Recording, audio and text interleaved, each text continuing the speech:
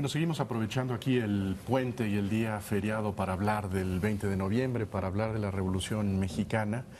Y hace unos minutos decía Javier García Diego, refiriéndose al movimiento de Madero, que se trataba de esta convocatoria para la insurrección el 20 de noviembre, como una convocatoria muy contenida.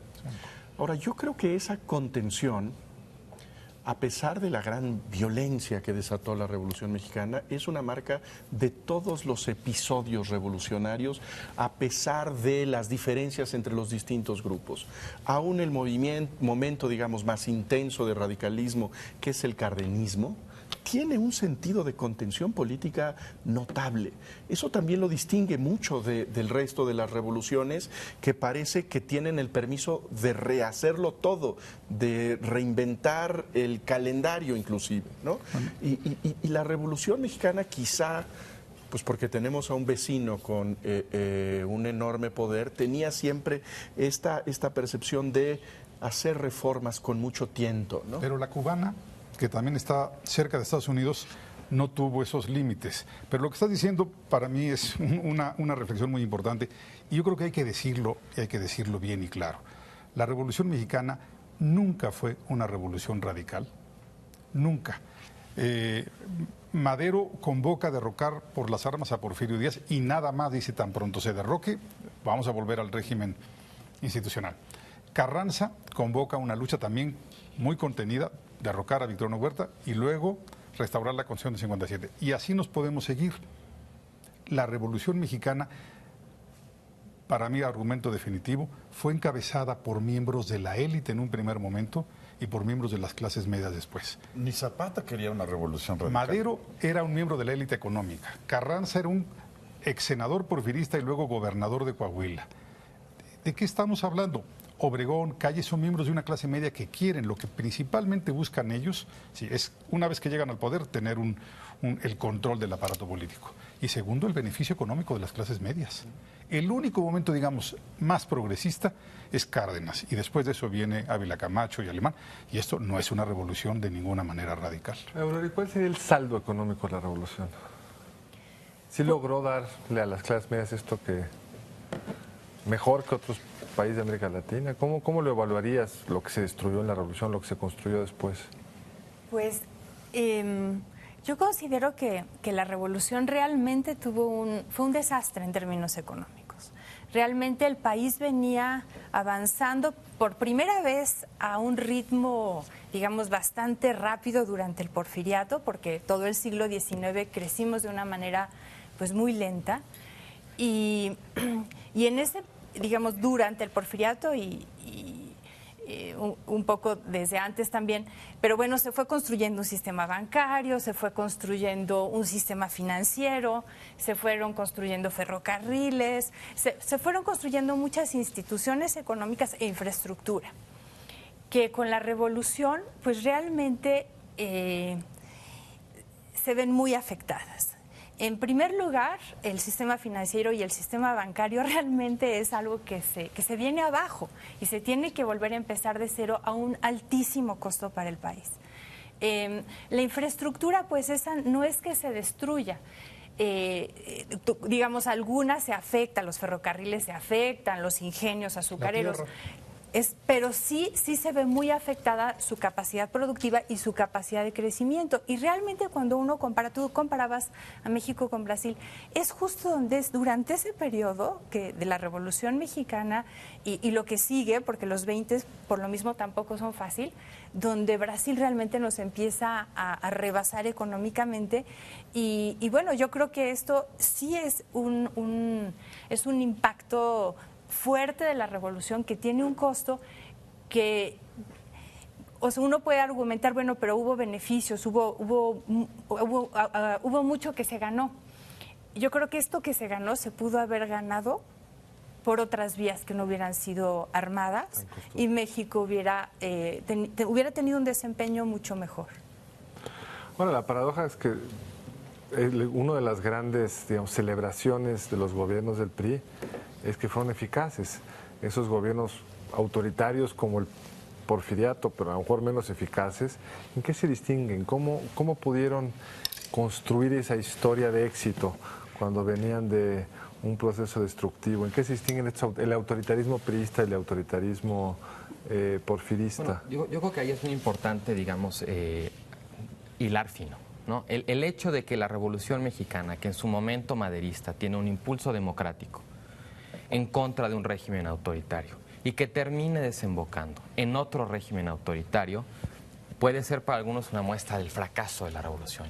Para mí me resulta muy problemático, porque la naturaleza autoritaria del porfiriato es muy distinta de la naturaleza autoritaria del régimen posrevolucionario, ¿no? Pasamos, por decirlo de algún modo, de la dictadura imperfecta de Díaz a la dictadura perfecta del PRI. Ese tipo de simplificaciones ocultan mucho de lo que comentábamos hace un momento, son cambios fundamentales. La incorporación de amplios sectores populares dentro del proceso político transforma de fondo la naturaleza de la forma como se hace política en México. La legitimidad que tiene un ciudadano para articular una demanda ante el gobierno después de la revolución es muy distinta de la que tenía durante el porfiriato. De modo que ahora tú decías esta cuestión de, bueno, pero es que a lo mejor nos hubiéramos podido ahorrar la revolución.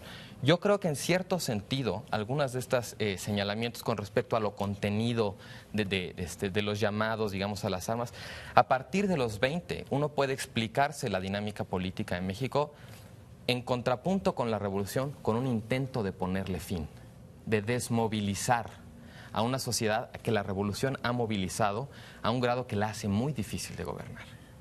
Pero yo diría que incluso dentro de la revolución, sí, ¿no? El propio Carranza trata de desmovilizar a los batallones rojos y el propio Madero cuando... Y combatir a Villa y Zapata. Exactamente. Carranza. Yo sí creo en este proceso de desmovilización, pero lo veo después del cardenismo, ya como un objetivo del Estado mexicano, quitarle cualquier arista, cualquier elemento radical, ¿no?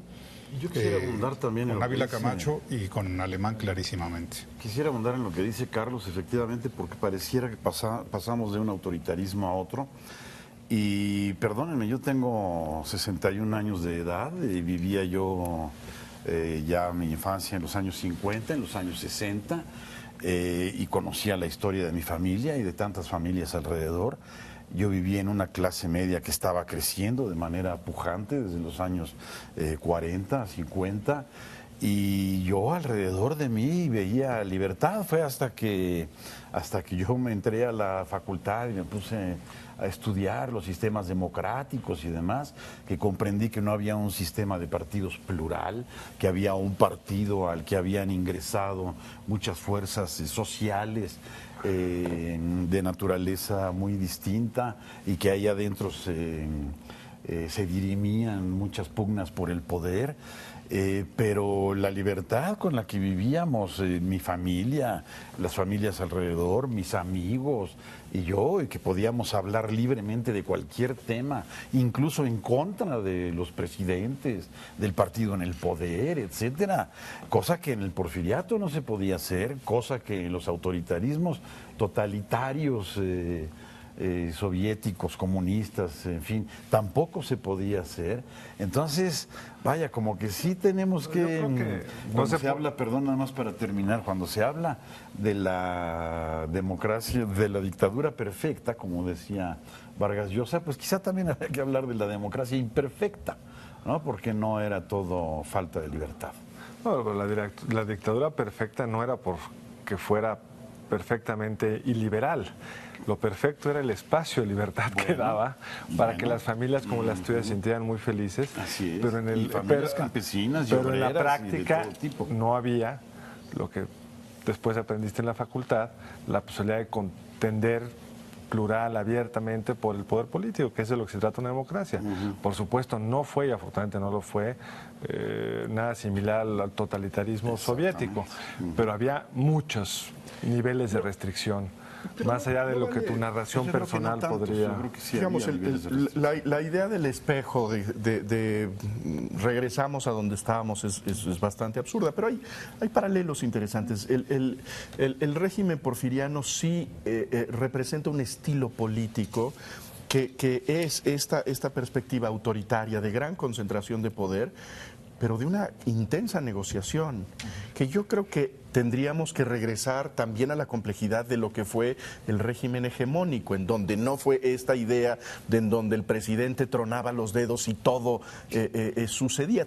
Había complejos mecanismos de negociación. En ese sentido, esta idea de Molina Enríquez, del porfirismo, como un sistema de amistades, gobernar a través de la amistad, que es una forma bonita de hablar de la corrupción, pues me parece que tiene que ver con un estilo de gobierno que yo creo que fue el hegemónico durante buena parte del siglo XX. Yo pienso que, bueno, cuando uno dice el porfiriato fue una dictadura, pues muchos se imaginan, bueno, como la dictadura de Gaddafi. No, el porfiriato fue una dictadura también bastante perfecta, en el sentido de que había, digamos, se escribían artículos de oposición en el periódico, vamos, no selectivamente represiva, ¿no? Sí, digamos, había su represión, pero no era una dictadura, digamos, como nos imaginamos. Exactamente. No. Ahora, dentro de este sistema político del porfiriato, yo a lo que voy con que pudo haberse dado una transformación que no fuera por la vía armada. Digamos, si hubo una resistencia al cambio, que dentro del propio porfiriato se daban cuenta de que era necesario, pues que ya no hubiera una reelección, que era necesario que hubiera elecciones. Por algo mismo él dijo en la entrevista a Díaz Krillman que iba a... Sí, que iban a ver, que iba a permitir que hubiera elecciones. Incluso, digamos, cuando en el propio Tratado de Ciudad Juárez, al dar, digamos, al firmar tan rápido esa paz con Madero, es también un intento por contener esa revolución y por tratar de que todo permanezca dentro de una vía institucional donde no cambie mucho. Y yo creo que era una voluntad de parte de ambos. Claro que eso se rompió en la medida en que las élites no se dieron cuenta que realmente su mejor alternativa era Madero, y que si buscaban tirar a Madero, lo que seguía, eso sí ya no se iba a poder contener muy fácilmente. A mí lo que me preocupa, Aurora, es la propuesta de Carlos. Creo que es muy interesante. Si hubiéramos llegado a los mismos resultados del México contemporáneo, ciertos niveles de bienestar económico o de no bienestar, ciertos niveles de democracia, con o sin revolución. Y a mí lo que me pasa, Carlos, y se lo planteo constantemente a mis alumnos, la historia se conjuga en verbo pasado. El único verbo que está fuera del lenguaje historiográfico es el hubiera. El hubiera no existe. Pero sin ese verbo no entendemos el significado de los acontecimientos. Podemos hacer un ejercicio de reflexión, pero al historiador lo que le toca es investigar y decirnos qué fue lo que pasó, cómo fue lo que pasó. Pero Javier, ¿no es esa ficción la que le imprime significado a lo que realmente pasó? Pudieron haber pasado otras cosas. Creo que Carlos quiere intervenir también. Yo no solo diría, sí, pudieron haber pasado otras cosas, pero, digamos, hay una diferencia entre entretener, digamos, la especulación contrafactual de qué hubiera pasado si, etcétera, y la otra es como la tentativa de tratar de regañar al pasado porque pasó lo que pasó. No, pero nadie está regañando al pasado. Yo creo que sí. Yo creo que en esta especie de amarillismo historiográfico que permea últimamente, sí hay una cuestión como de regañar y demoler al pasado. Totalmente. Es decir, como el desencanto que tenemos con el presente, de alguna manera como que chorrea hacia el pasado y pensamos la historia, muchas veces hasta la independencia, todo es en clave de fracaso. ¿No? Sí. ¿Por qué fundaron aquí? Sí, que la es Ciudad muy de México, injusta en un con la lago? historia. Digamos, es no entenderla, es simplemente tirarla a la basura. Sí, pero el contrafactual sirve. También es una parte, digamos, básica de la crítica política. Plantearte una distancia frente a tu pasado y decir, vamos a partir de aquí a construir distinto. Sí. Tiene que haber una lectura crítica de tu circunstancia y eso implica pasado. De acuerdo, Jesús, pero no creo que mejore la cultura política del ciudadano. O sea, debemos distinguir entre cuáles son las causas que tienen a México en el presente que tenemos y cuál fue realmente el proceso histórico nacional. Nuestro proceso histórico fue distinto al de Brasil. Hoy podemos tener presentes semejantes o presentes distintos en ciertos renglones, pero nuestras historias son absolutamente distintas. Digamos, desde antes del siglo XVI, una distinta colonización. Brasil no pasa por independencia, nosotros sí, y Brasil no pasa por una revolución. Entonces, cada país, voy a exagerar el excepcionalismo, pero cada país tiene su curso histórico. Es como preguntarse por qué debió existir el PRI, ¿no? O sea, si el PRI fue ese autoritario que reproduce como en espejo al porfiriato con esta negociación y todo, dices, bueno, el PRI nace en un momento en el que la República parecía de pronto quizás balcanizarse. Todos esos grupos surgidos regionalmente de la revolución que amenazaban con dividir durante muchos años más todavía al país, y quizás con consecuencias económicas mucho más funestas que las que hubo, y hay esta decisión asumida por las élites locales de compartir en una organización vertical autoritaria la posibilidad de unirse, ¿no? Entonces, eso es ahí cierto. es donde dices, estaré bueno, de acuerdo, pero llevar al extremo la idea del excepcionalismo de México, de cualquier país, es no poder ejercer una función crítica sobre las oportunidades que el país dejó de aprovechar porque se fue yendo por otro lado. Es no aprender de lo que hicieron los otros para tratarlo de ser mejor. Es en el extremo. No, Brasil es distinto y por eso tiene Petrobras. Nosotros somos excepcionales y seguiremos con Pemex el resto de la vida. No, yo creo que todos los países son excepcionales. Sí, todos tienen su propia historia, pero de eso de ninguna manera impide la crítica o impide el conocimiento. A lo que estamos obligados precisamente es saber la complejidad de cada proceso histórico, la complejidad de la Revolución Mexicana, la complejidad de la post-revolución, la celebración por la inmolación, ¿no? Hay una diferencia entre hacer crítica y hacer queja, ¿no? Yo creo que... ¿Tú estás haciendo ahorita crítica o queja? Yo me estoy quejando de que no criticas. Sí, pero yo creo que la revolución generó soluciones que fueron positivas en su momento. Digamos, el reparto agrario, las leyes laborales, en su momento generaron soluciones. Ahora, si eso lo anquilosas y no sigues generando soluciones y después de 90 años te quejas porque sucedió eso y dieron con esa solución, bueno, no es culpa de esa solución, es culpa de que en el curso de los años que siguieron no se haya modificado esa solución. Y que seguimos celebrando esa solución como la solución única y posible. Carlos, ese es el punto. Hay muchos políticos en México que piensan que las propuestas de solución a los problemas planteados por la revolución, o sea, las propuestas de solución de los 1917 o de los 1920 y 30 son todavía viables. Eso sí es un error, porque es trasladar la historia al presente. Por eso nos va a llevar para otro programa porque el tiempo se acabó. Pues ojalá. Javier, Santiago, Carlos, Aurora, muchas gracias. Gracias a ustedes que nos acompañaron en esta emisión de Entre Tres. Ya vieron qué complicado es un tema aparentemente sencillo como hablar de una sola revolución.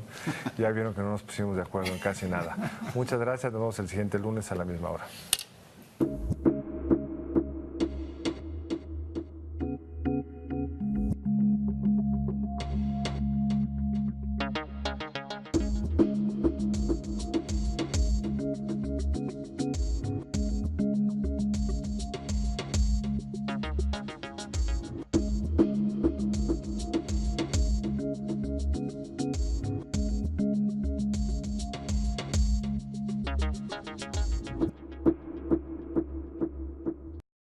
Barra de Opinión presentó. La lucha de la ciudadanía por participar en los asuntos públicos ha ocupado un espacio muy relevante en la última centuria. Por eso hoy México debe acoger la reforma política aprobada por el Congreso como un avance sin precedentes en lo que toca a posicionamiento de la ciudadanía. Aprobamos un cambio muy importante para el desarrollo del país, con participación ciudadana para que los mexicanos puedan proponer iniciativas de ley. Estoy convencida de que esta reforma contribuye significativamente a la construcción de ciudadanía, porque somos más los que queremos que los ciudadanos incidan en la agenda pública del país y somos más los que queremos que incidan de manera directa en los asuntos del interés público.